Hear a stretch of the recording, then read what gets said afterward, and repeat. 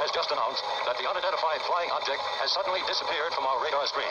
They believe the object is either disintegrated in space, or it may be a spaceship from some other planet which has the ability to nullify our radar beams. Because of the ominous situation, the President has ordered the Strategic Air Command into action. Since the dawn of civilization, man has speculated about visitors from strange worlds. In cultures and religions all throughout history, we see stories and anecdotes of beings visiting from the outside. Some of these figures are even said to have brought the knowledge and technology of the gods with them. With countless unexplained present-day events and a rich archive of bizarre video footage, mankind may be closer to the truth than ever before. As we take a look at the evidence, you might find there are still more questions than answers when it comes to UFO phenomenon. Legend has it that Prometheus brought the knowledge of the gods to mankind from the heavens. In the Vedic cosmology, Arjuna ascended to the flying palace of Vimana in the sky, while other texts speak of powerful flying machines known as the Raymana. In the Bible, Enoch took a similar voyage into the heavens in what is described as a chariot of fire. In the book of Ezekiel, we hear of a strange vision similar to accounts of reported alien abductions. He talks about another spinning fiery aircraft called a Merkaba, illuminated by flashing lights and glowing metal. Ezekiel says that inside the craft were strange human-like creatures. Countless stories like this are mirrored in texts all throughout the ancient world. Are these the same unidentified flying objects and aliens people have been experiencing in modern times? Or does this speak to some strange longing man has always had to travel the heavens and meet a species like their own? Taking a closer look at these early cultures, we see that they left us more clues. In the petroglyphs and hieroglyphs of Babylon and Egypt, we see the ominous symbol of the winged disc, which has always been associated with gods and kings. Did the pharaohs have more intimate knowledge of the flying discs? Or perhaps they may even have been ordained by some higher power? Is it a coincidence that the gods were always depicted with the wings? Or was their affinity for flight common knowledge all over early civilizations?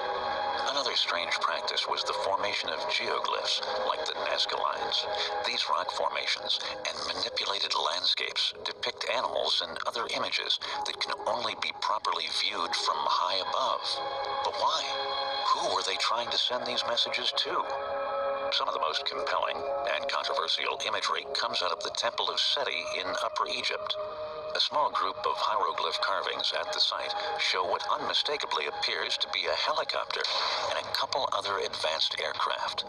Though experts have rationalized this to be a coincidence caused by the blending of multiple recarvings of the initial inscription due to erosion, there's an eerie feeling viewers get when they notice the uncanny resemblance. Why would so many large groups of people appear to have similar beliefs about the world above our own? Could they have made real contact with something else? Or is there some other explanation? The oldest written record describing sighting of an unidentified flying object allegedly took place in 1440 BC. There is debate among scholars as to the existence of a document known as the Tully Papyrus. Some say the scribes of the pharaoh Thutmose III supposedly described an event witnessed by the masses where fiery discs were encountered hovering in the skies. The original papyrus is no longer in existence, so it's hard to validate this report. Is this just an early myth, or the first UFO cover-up in recorded history? More credible reports of UFO phenomenon would begin to emerge out of the Roman Empire, starting around 66 AD. The highly reputable historians Josephus, Eusebius of Caesarea, and Tacitus report that while marching on Jerusalem, the Roman army was awestruck by the sight of what appears to be chariots and angels armed for battle filling up the entire sky overhead. Another one of the more notable reports from this period came from Roman army leader Plutarch in 74 AD.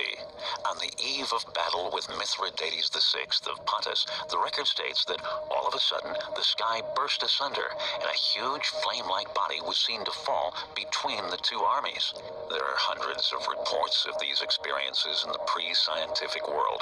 In the fated summer of 1947, at a small ranch just outside Roswell, New Mexico, some unknown object from the sky crashed into the earth violently, or at least that's what it appeared to be. With wide speculation and reports of a flying disc hovering over the incident, the United States Army Air Force decided to launch a full investigation. After quarantining the area and spending several days removing materials from the crash site with military trucks, the U.S. military stated that it was merely a conventional weather balloon. However, their actions surrounding the matter would seem to suggest something else entirely. The debris from Roswell is rumored to have been transported to Hangar 18 at Wright-Patterson Air Force Base in Dayton, Ohio. This was the same location where they would launch an official, widespread investigation of UFO phenomenon as a whole starting that same year.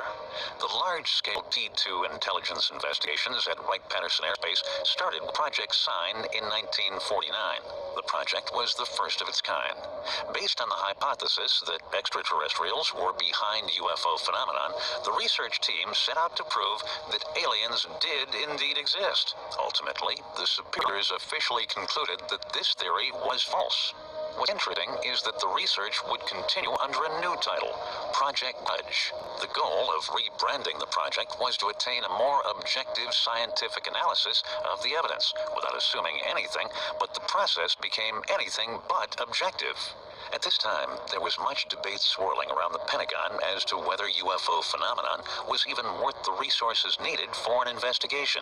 There was serious skepticism, which aimed to turn Project Grudge into an exercise in debunking.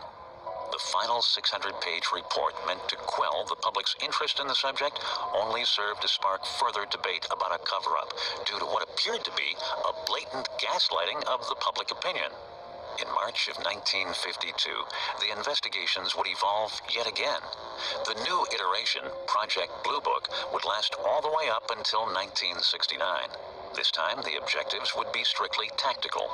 The military wanted to determine if UFOs were a threat to national security, and if the data they had could be put to use in the development of their existing technology. By the conclusion of Blue Book, the military had collected 12,618 reports of UFO sightings. When it was all said and done, the military legitimately suggested performing a psychological operation to debunk UFOs using mass media in order to influence public opinion. They justified this outrageous idea by saying UFO reports came in conflict with intelligence resources and that UFO groups were dangerous and could be used in subversive ways. If there was no strong evidence, why was the government so set on convincing the public not to look into it further? How dangerous could people believing in UFOs truly be to the status quo? If that isn't sinister enough, the military made it illegal for officers to discuss the investigations, with a penalty of prison time and a fine of at least $10,000. Senator Barry Goldwater once tried to gain access to a secret UFO area inside Wright-Patterson Air Force Base by asking General Curtis LeMay. LeMay told him, "Not only can't you get into it, but don't you ever mention it to me again." There were several sightings, all starting spontaneously around the same time. Before Roswell, a man named Kenneth Arnold saw a flying saucer near Mount Rainier, Washington, on June 24, 1947. But why did all the sightings start happening then? Were aliens finally ready to make contact? Though the number of sightings continued to climb dramatically each year, by 1953, the Robertson panel that came out of Project Blue Book had determined UFO reports were not correlated to a direct threat to national security. The government's official research into UFOs ended in 1969, but some of its research would carry over to the future. Joseph Allen Hynek was one of the men who worked in those initial investigations from the start. He started as a skeptic with a background in physics and astronomy, like many of his peers working on Grudge. After witnessing what can only be speculated to be life-changing evidence, Hynek committed his life's work to this study. Hynek was also the founder and first head of the Center for UFO Studies, U.F.O.S, founded in 1973. Today, he is considered the father of ufology. There was even more strange social phenomenon that resulted due to the rise of UFO sightings. One of the most interesting is people claiming to have achieved contact with extraterrestrials. These contactees come from many different backgrounds, and some even claim to have ongoing contact and recurring encounters with the outsiders. The first notable contactees were occultists Emanuel Swedenborg and Helena Blavatsky, and later her followers. They claimed to receive divine wisdom for entities outside our world. Many occult traditions have claimed knowledge comes from the other planets in our galaxy, as far back as one cares to look. As far as we know, all the evidence of contact so far is purely anecdotal. Modern contactee culture had the most momentum from the late 1940s to the late 1950s, near the beginning of the UFO boom. Even today, individuals claim to be in contact in relatively surprising numbers. The first celebrity contactee was probably George Van Tassel, who hosted the annual Giant Rock Interplanetary Spacecraft Convention in the Mojave Desert. George claims to have been taken aboard an aircraft and instructed in the energetic healing arts by aliens, prompting him to build a structure called Integratron, where some say they go for medicinal benefits, though there have been no scientific studies to back that up. The first alleged alien abduction claim to reach mass media was the Betty and Barney Hill abduction in 1961. The couple from New Hampshire were well-respected members of their community, so it came as a shock when they said they had been abducted by aliens on the way home from their Niagara Falls vacation. The beings they described were similar to the famous gray alien archetype. Though much other self-proclaimed alien abductions would come afterward, this is by far the most significant at starting the bizarre new trend. The next most popular events to start happening everywhere was the appearance of crop circles. Though crop circle records appear as far back as 1678, their association to UFOs didn't become popular until the later 1970s. Most of the modern reports of crop circles showed up in the English countryside. By the late 1980s, the media reported on crop circles near Hampshire and Wiltshire on a regular basis. In 1991, two men named Bauer and Chorley publicly claimed that they were responsible for many of the circles. After this, they started appearing everywhere in the world. The ultimate question is, could someone fake a UFO convincingly back in the late 40s, 50s, and 60s? And if so, how? The answer might be as strange as the question. Right around the time of World War II, Nazi Germany began research into advanced propulsion technology like rocketry, circular winged aircraft, and the unconventional engine research of Victor Schauberger's. They were scrambling to get a technological advantage over the Allied forces to win the war. At the end of the war, the Allies found that Germans had been developing many projects, including profound aircraft and guided missiles designs, unlike anything they were aware of. The majority were in the early phases, but they were the closest thing to the otherworldly UFOs, nicknamed Foo Fighters, that were encountered by Allied pilots in the South Pacific. The Joint Intelligence Objectives Agency launched a secret program called Operation Paperclip between 1945 and 1959. The program involved moving 1,600 German scientists and engineers like Wernher von Braun from Germany to America to work in positions for the U.S. government. America was now caught up in their own arms race with the Soviets due to the Cold War, and more importantly, the space race. Starting near the end of 1945, 3 groups of rocket scientists were transported into the United States via Fort Bliss, Texas, and at White Sands Proving Grounds, New Mexico, which puts them within shooting distance of Roswell. 86 of the newly imported engineers were sent to Wright-Patterson, where the United States was said to have secret Luftwaffe aircraft technology captured during a directive called Operation Lusty. When you Put all these little pieces together, the narrative becomes far more interesting than mere weather balloons and anecdotes about flashing lights in the sky. Part 2. Mythology. According to all the existing data, about 43% of all reported alien encounters in the United States describe gray aliens. Is our world really being visited by little bulbous gray people, or is this all due to the power of suggestion and repetition? The true birthplace of the gray legend as the archetypical alien creature is hard to lock down.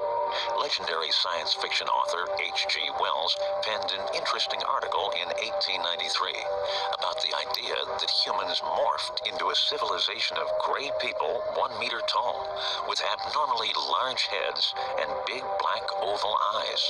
That's not a coincidence, but what's really going on behind it all, we may never know for sure. Remember Barney and Betty Hill? They also claim to have been abducted by grays. Most modern depictions of aliens in artwork and merchandise are the same gray figure with slight alterations. So why are we being inundated with this repeated image of one type of extraterrestrial? Did H.G. Wells know something we don't? It's hard to say for sure, since the reports are so widespread, and there appears to be no concrete evidence either way. One of the most notable cases investigated under Project Blue Book was the Lubbock Lights of 1951. The strange flying V formation of lights over Texas was the first widely publicized sighting in America's history. 3 Texas Tech professors spotted the lights on the night of August 25th and put out the initial reports of the event. What was believed to be these same lights were captured in a photograph by Texas Tech freshman 5 nights later, who spotted them from his bedroom window. Though the Texas professors said they perceived the lights in a U formation,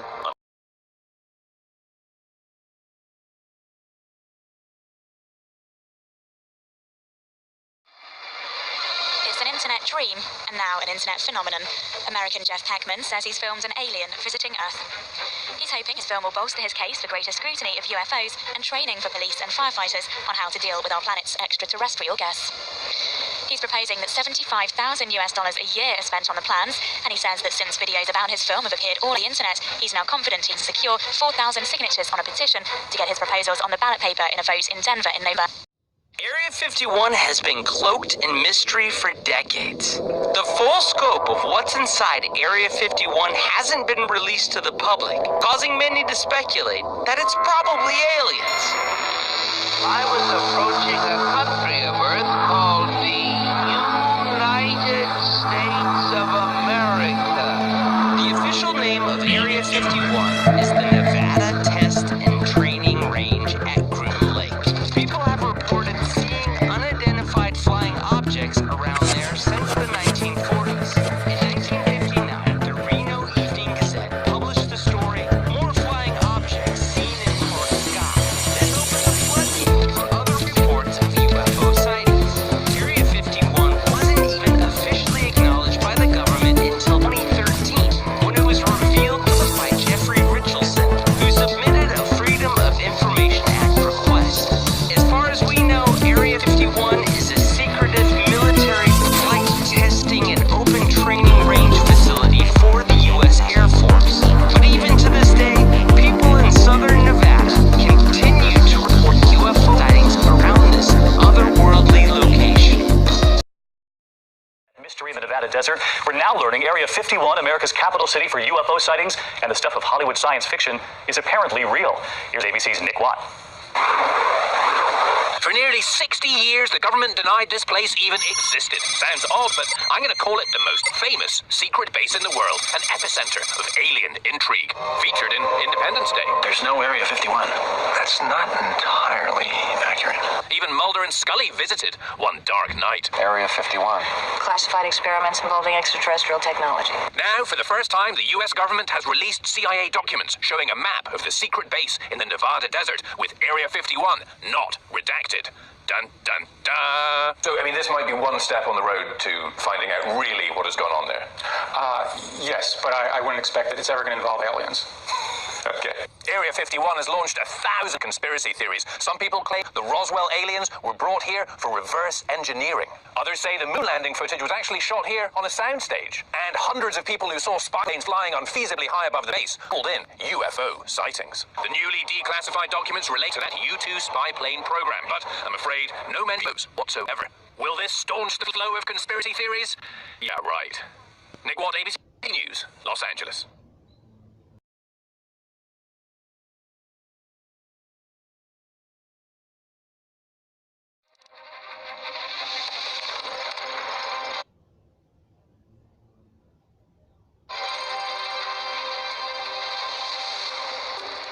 In the early 1950s, U.S. planes were conducting low-flying recon missions over the USSR, but there were constant worries of them being spotted and shot down. So, in 1954, President Eisenhower authorized the development of a top high-altitude recon aircraft, dubbed Project Aqua. The program required a remote location that wasn't easily accessible to civilians or spies. Area 51 fit the bill perfectly. It was in the Nevada desert, near a salt flat called Groom Lake. No one knows exactly why it's called Area 51, but one theory suggests it came from its proximity to the Nevada nuclear test sites. The Nevada test site was divided into number-designated areas by the Atomic Energy Commission. The location was already familiar territory for the military, as it had served as a World War II aerial gunnery range. In the summer of 1955, sightings of unidentified flying objects were reported around Area 51. That's because the Air Force had begun its testing of the U-2 aircraft. The U-2 can fly higher than 60,000 feet. At the time, normal airliners were flying in the 10,000 to 20,000 feet range, while military aircraft topped out at around 40,000 feet. So if a pilot spotted the tiny speck that was the U-2 high above it, they would have no idea what it was. And they would usually let air traffic control know someone was out there, which is what led to the increase of UFO sightings in the area. While Air Force officials knew the UFO sightings were U-2 tests, they couldn't really tell the public. So they explained the aircraft sightings by saying they were natural phenomena and high-altitude weather research. The testing of the U-2 ended in the late 1950s, but Area 51 has continued to serve as the testing ground for many aircraft, including the F-117A, the A-12, and the Tacit Blue. No one knows for sure what Area 51 is up to these days. The government never even publicly acknowledged the existence of the base until 2013, with the release of declassified CIA reports. But if you're ever at the Las Vegas airport, keep an eye out for some small, unmarked passenger planes in a fenced-off area. They're how Area 51 employees get to work from their homes in Vegas.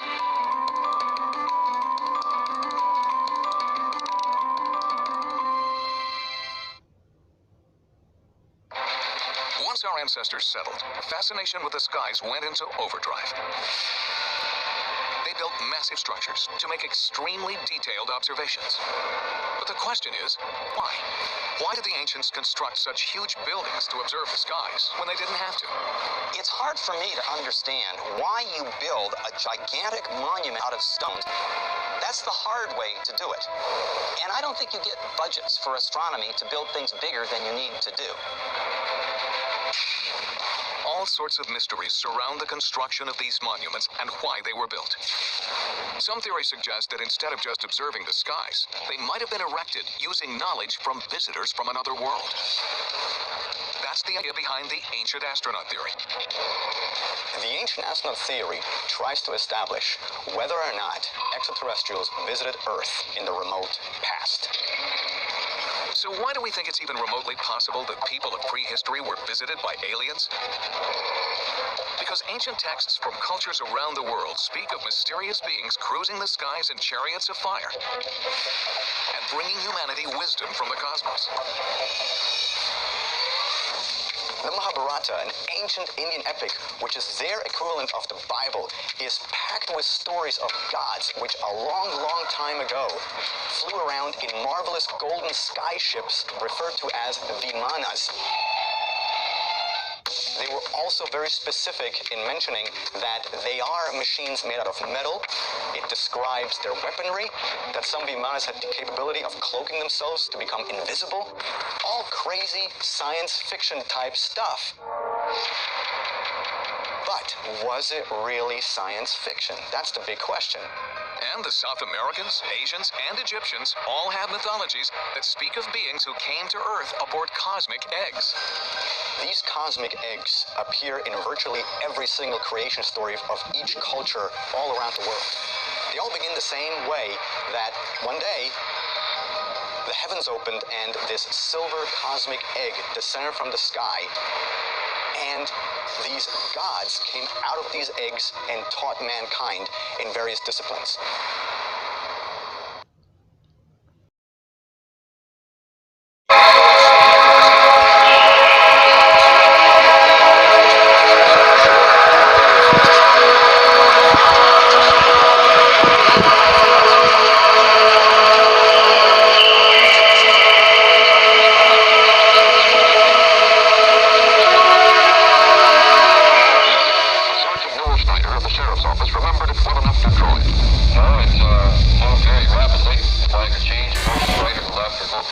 Without hesitating a bit. What do you think it was? Well, if they call it a flying saucer, that's what it is.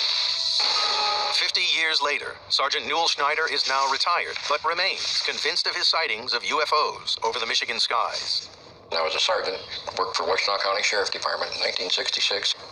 My partner and I, David Fitzpatrick, was on road patrol, and we looked in the sky, and we seen 3 objects up there, and my partner and I was wondering what was going on, and we just kept seeing them, and we notified Milan Police, and they had also spotted the same objects. To us, it looked like a cigar-shaped object with multiple lights, tremendous speed.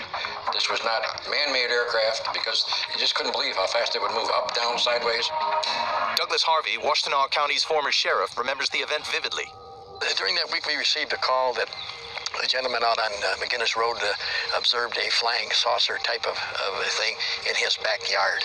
This was a very modern family, and they're not the type to go out and look for publicity, or in fact, they didn't want the notoriety at all.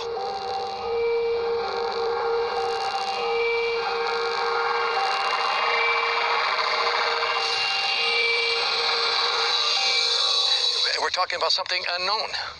You know, didn't propose a threat of any type, so there was no safety precautions other than to try to find out what it was.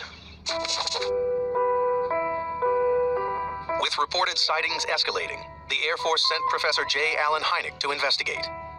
Having overseen more than 10,000 UFO cases in 2 decades, he was perhaps the one person on Earth who could make sense of these inexplicable events. On March 22nd, the Detroit Press Club held the largest media gathering in its history. The Western world eagerly awaited the announcement of Hynek's findings. Dr. Hynek agreed that the good citizens of Michigan had seen something in the marshlands. He thought they had seen marsh gas. The illusion of motion frequently is given by the fact that a little bit of swamp light appears here, it goes out, another one appears over here, that goes out, but the illusion as viewed from a distance is that the objects move back and forth. As far as swamp gas, I'm sorry that we was told we seen swamp gas, but that kind of hurt. It gave us a complex that we was telling the truth. We were, I mean, I can honestly say that. My partner and I seen a UFO. But some suspect that Hynek never believed in the swamp gas theory himself. Many believe the government spin doctors were at work, and Hynek was simply told to sell the theory. When Hynek got over at first sight, he looked out there and he told me personally that he had no idea what it was. And then he got on the telephone and was talking to Washington. And right after that phone call, I didn't hear the conversation, but after the phone call, I got back in my car and explained that I got bad news for you. He said, your men see nothing but swamp gas. Of course, the sheriff said, you got to be joking. And Dr. Hynek says, no. He says, that's what I'm told to tell everybody in the conversation.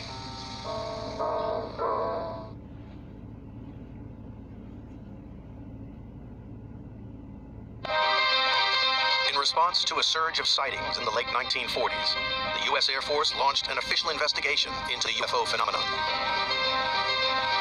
In 1952, Project Blue Book was founded. Its mission, to analyze the UFO mystery and determine its threat to national security. Overseeing the investigation was Dr. J. Allen Hynek. whom Spielberg would eventually hire as a key technical consultant for his movie.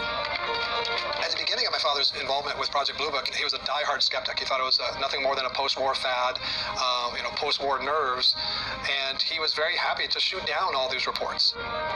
As an eminent scientist and astronomer, Hynek was the natural choice for filtering out astronomical phenomena from alleged UFO sightings. But what began as a seemingly simple assignment would soon become an obsession and transform Hynek's life forever. My father felt very strongly that there was a need to have a classification system because my father was a scientist. And the scientific method involves classifying things so that you can either reproduce them or have somebody else analyze them from a clinical point of view. It was Hynek who came up with the classification system for UFO sightings that would become the title of Spielberg's movie, inspiring a generation of writers, artists, and scientists. Encounters of the first kind simply involve sightings of strange objects in the sky. A witness sees some type of craft close enough to make a real strong impression upon them. However, close encounters of the second kind involve some kind of tangible proof. Not only seen something, but could feel something. Radioactive soil, a sunburned face. So that was a physical experience. A close encounter of the third kind is where there's actual sighting of some type of creature. A close encounter of the third kind would be the crowning achievement of contact with an extraterrestrial civilization.